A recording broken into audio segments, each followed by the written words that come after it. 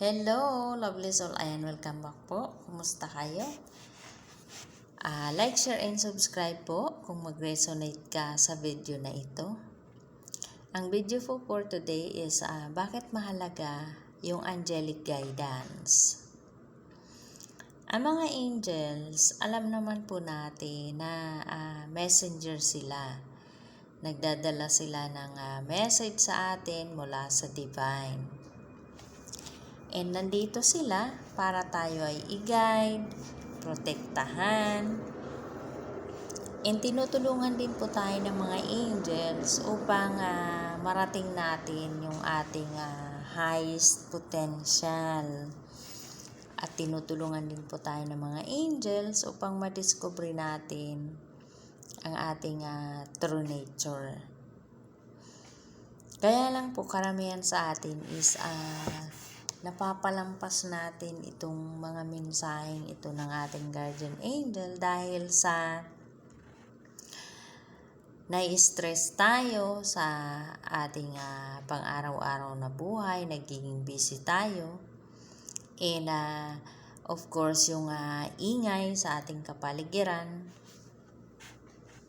okay po, nadidistract tayo, and what if kung kaya mo palang patahimikin yung ingay sa iyong isipan at narinig mo yung gustong sabihin ng iyong guardian angel.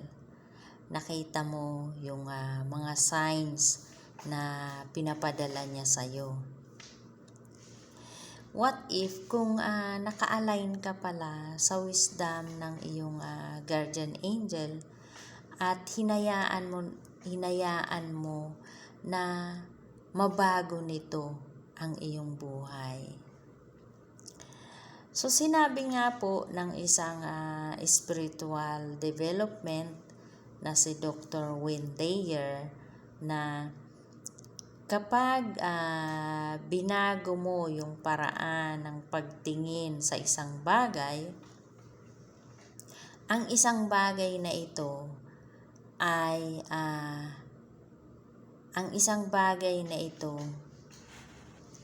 mababago sa tingin mo, sa iyong paningin. Okay po? Halimbawa, yung isang bulaklak, wala pa akong hawak na bulaklak, halimbawa lang. Halimbawa yung isang bulaklak, kapag tiningnan mo, para sa karamihan, ang makikita nila is bulaklak. Pero kapag hinayaan mo ang iyong guardian angel na i-guide ka, kapag tiningnan mo ang bulaklak na yun, ang makikita mo ay si Heavenly Father na. Kasi alam mo na created din ni Heavenly Father yung bulaklak na yun. Okay po?